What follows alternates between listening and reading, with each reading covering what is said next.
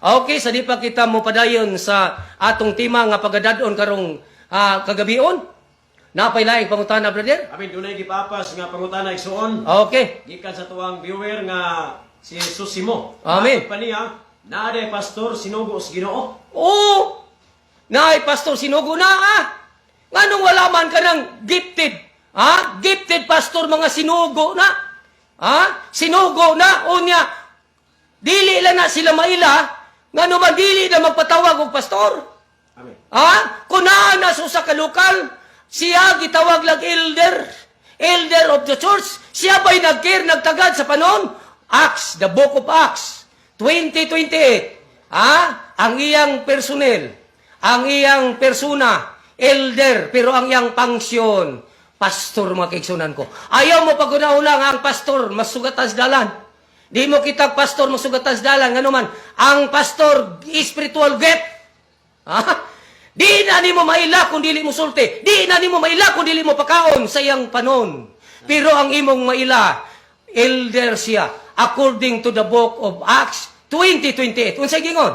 Tagdan ninyo ang inyong kaugalingon. Amen? Og ang tibuok panon. Oh! Nga niini ang Espiritu Santo. Amen! Mao ang naghimo kaninyong mga magbabantay. Hilabihan karuha ang Espiritu Santo, mo'y naghimo kaninyong magbabantay. Sa pagtagad sa iglesia sa Ginoo. Nga! Nga iyang nabatunan pinaagi sa iyang kaugalingong dugo. Hilabihang klaruha yun mga igsoon. Klaro yun kayo na. Ang mga gifted, gipabangon na sa Ginoo to care the flock of God. Amen. Mao na tinuod. Kanang mga outsider, mga unbelievers nga nahimong mga pastor, ministers, o uban pa nga mga posisyon. Wala na. Dili makialam ang Ginoo na. Sa Tagalog pa hindi makikialam ang Panginoon natin dyan. Kung nanrito ang ating Panginoon, sasabihin ng Panginoon, hindi ko kilala ang mga taong yun. Bakit? Sarili nilang alam, sarili nilang gawa, sarili nilang opinion ang gumagawa sa kanila upang magiging minister sila, press or ano pa. According to the book of Hebrews, chapter 5, verse 4, kahit na bisan pa ang mga saserdote, dili pwedeng mao'y mangunay sa pagpahimutang aron siya mahimong press. Unsa gingon? 5:4. Og walay tao nga mangunay. Sa pagpahiluna sa iyang kaugalingon. diha, Sa maong katungdanan. kinsa man diay. Kung dili sa Dios tinawag siya. Right? Alang niini maingon kang aron. Hilabihang karuha mga kaigsunan ko. Tinawag, karon daghan mang nang-apply, disqualified. Daghang nang-apply, disqualified. Kay kining mga alagas Ginoo dili ni. Wa makinahanglan. Ang Ginoo og mga aplikant. Ang gikinahanglan sa Ginoo, siya ay mag-provide. Siya ay nagluwa sa iyang iglesia. Gisgutan ni kagabi sa tumaigsuon, ang iglesia hugpong grupo sa mga linuwas. Busa siya po'y mag-provide o mga alagad, ministers, pastors, prophets, mga gifted. Dili musugot siyang tao mo'y magpahimutang. Nakarang mo eskwela sa Bible School, mo eskwela sa seminaryo, mo adto sa theology, kinsay na nga misyon, ang Dios, kamo. Tubagan nyo na, kamo na. Kamo na, hindi na makikialam ang Diyos dyan.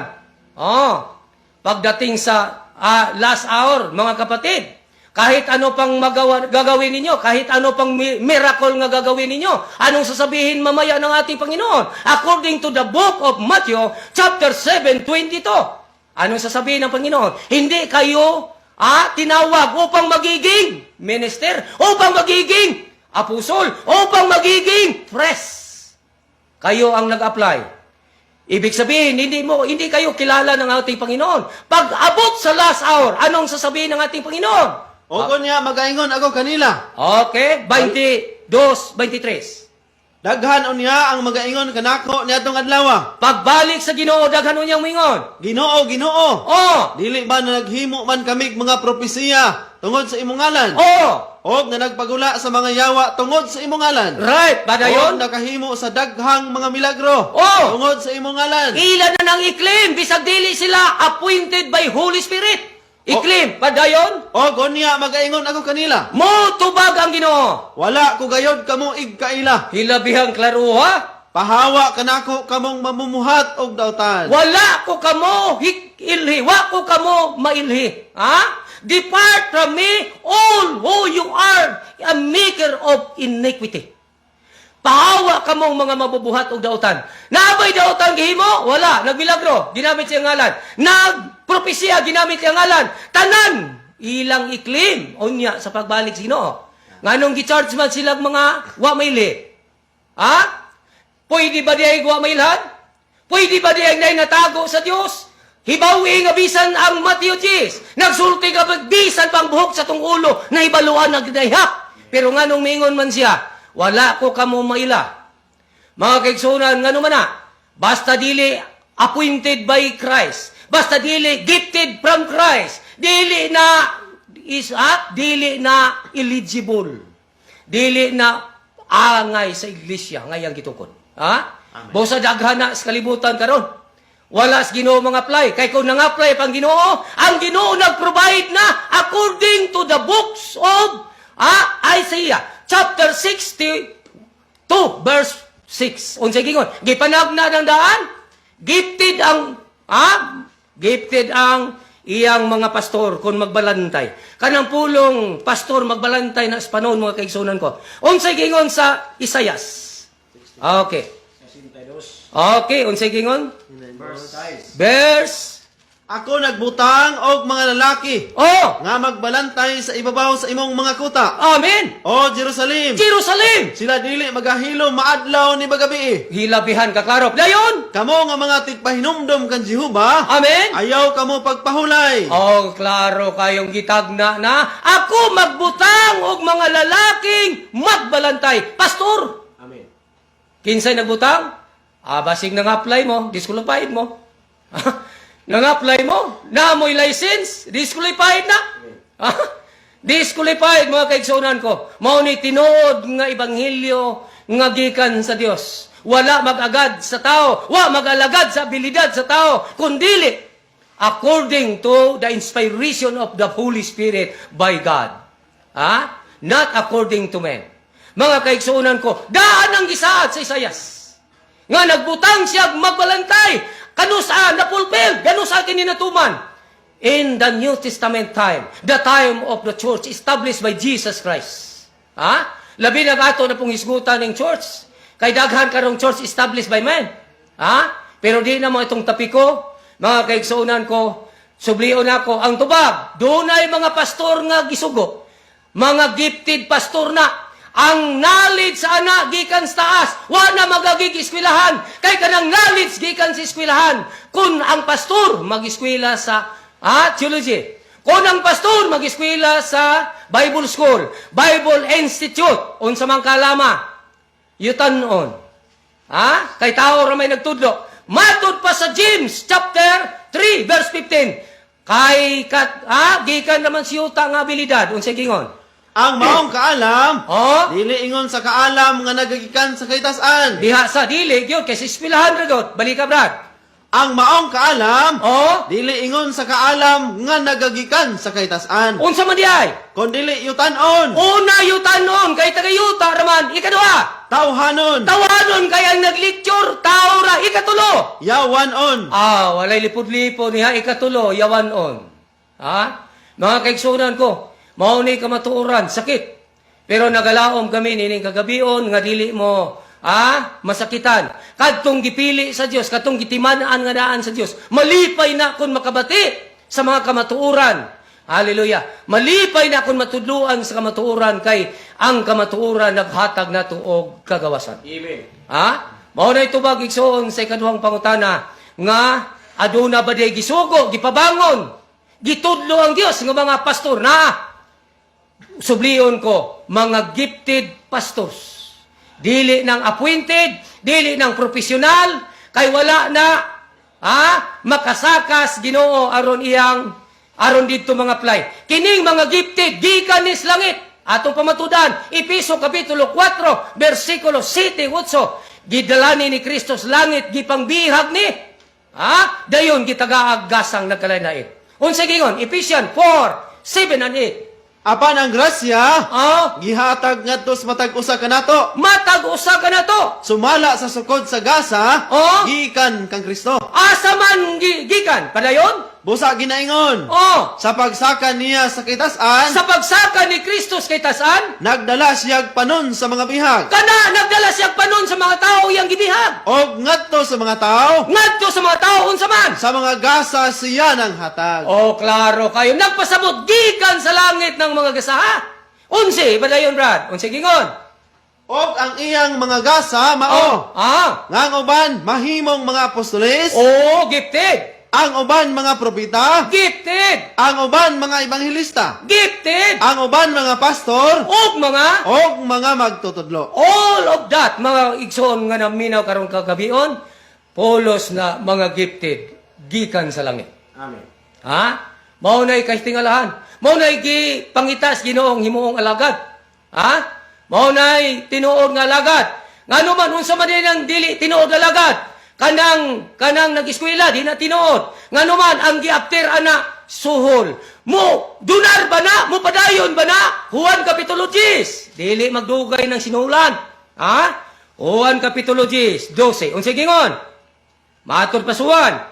Ang sinuhulan lamang, Ang sinuhulan lang, og dili magbalantay sa mga karniro. unsa man, Ni kinsa ang mga karniro dili iyang kagalingon. dili man na iya, unsay pakialam niya. Dayon, Inig pakakita niya sa lubo, Oh. nga magsingabot, oh, kini siya mubiya sa mga karniro. biyaan na, ngano man. Og mukalagiw. Oh, ngano man. Og sila pagatangagon sa lubo og patribulagon. Ngano man. Siya mukalagiw, Kay, ay siya sinuhulan man lamang. ay hilabihang karuhag yan mga kaigsunan. Og walay kahangawa alang sa mga karniro. Kanang kwartara, mo na iyang gi-after.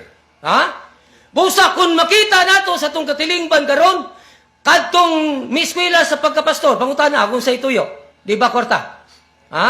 Kwarta? Di na kalagad, way kwarta. Ayaw na halari, ayaw paghatag tights. Mundang na. Kay wala na yung maintenance. Ha? Di na tinuod nga alagad. Kaya ang tinuod nga alagad, dili sa lapi ang gipangita, dili kwarta, 2 Korinto Kapitulo 12, 14, ang gipangita sa tinuod nga alagad, dili kwarta, tawo. Tanawa, Oh? andam na ako karon sa pag-anha kaninyo. Amen. Sa ikatulo kong pagduaw. Matod pa ni Pablo. Og ako dili magasamo kaninyo. Nga naman, Kay ang akong ginapangita mauman kamo. kamo akong gipangita, Og dili ang inyong bahandi. tanawa, hilabihang klaruha kayo. Pilo ka ng miswilag, 5 katuig, 10 katuig, paghuman, unsay irispan sa tao, salary. Mga kaigsunan ko, hilabihang klaruha po. Brother Regia, hilabihan pa po na, brother. Di na gini matabang mga igsuon, mao na gini realidad. Ha? Wa na gini luy-luy, nga naman, ang pulong sa Dios, gitagna na sa Hebrehanon 4:12. Hilabihang haita. Ha? Gipakasama sa Hebrehanon 4:12. Busa sakit ang kamaturan. Kay ang pulong sa Dios, Amen? buhi og nagalihok nga gamhanan. Dayon? Labi pang mahait kaysa espada nga duhay sulab. Oh! Og modulot ngadto sa gitagbuan sa kalag og espiritu. Kana? Busa kadtong mga pinili sa Dios nga daan, gitiman-an nga daan, kay naa kinigisgutan sa Roma, mga kaigsuunan ko, dili sila mag-uol kung makabati sa kamatuoran. Ha? Dili sila mag-uol masubo. Mahadlok, mabalaka. Angay silang magpasalamat. Salamat ni ara di ay ang realidad. Di ara di ay mao kini ang true gospel from Jesus Christ. Amen. Ha? Mao ni tinuod nga atong kadapigan. Mao ni tinuod atong dapigan. Ang atong title mga kaigsuunan ko medyo na kumon. Kay dapiks kamatuoran, pero ang tinuod nga kamatuoran kana gyung Kristo nga gisgutan sa Juan Kapitulo 14, 6. Siya gi kamatuoran kun ang atong teaching dili na ug wala na magsukad niya. Verbal ang kamatuoran, dili tinuod. Kay kinsa may kamatuoran? 6. Si Jesus mitubag kaniya. Ako mo ang dalan. Og ang kamatuoran. Ogang. Og ang kinabuhi. Amen. Walay bisan kinsa nga makaadto sa amahan. Amen. Gawas kon pinaagi kanako. Okay. Kung magdala kita kamatuoran, nindot ko naa kita nining mga pulunga magkaigsunan ko. Ha? Pero kung ang inyong kamatuoran gikan sa eskwelahan, unsa man na imitasyon. Ha? Kung ang inyong giwali, wala og dili pinaagi sa Holy Spirit, Dili inspiration by the Holy Spirit, by God. Mga kaigsunan ko, ang inyong maayong balita, imitation. Daghan na karon. Daan na nang gisulti ni Apostol Pablo sa Pilipos 1:15. Gikan pa kaniadto, doon na na'y pagkindigay. Ganuman. Doon na'y nagawali nga kasinara. Kay daghan silang nahibaluan, daghang na seminaran, daghang na katunan sa seminaryo. Pero, unsay gingon ni Pablo? Sapagkat tinuod, Amen. hinoon adunay magawali kang Kristo. Gumikan sa kasina. Kana. Og sa pagpalabaw-labaw. Apan ang uban. Gumikan sa maayong kabubuton. Maunay angay na itong mahibaluan mga igsoon. Tungod sa kadaghan karon nga nag-eskwela. Uy, nakasay-say gani sila wato makahuman. Kita pa, masina. Muwali po. Mo imitate to preach the gospel of God. Pero dili makopya mga kaigsuonan. Kung ano man, mo tumaw gyud. Mulugwa gyud ang iyang sikta, ang iyang reliyon. Mo'y mapromote. Dili ang kang Kristo. Maunay tinuod o maunay kamuturan. Bosa, that's all. Maunay tubag sa ikaduhang pangutana nga ato karong gipansin o gihatagan og oras nining kagabion.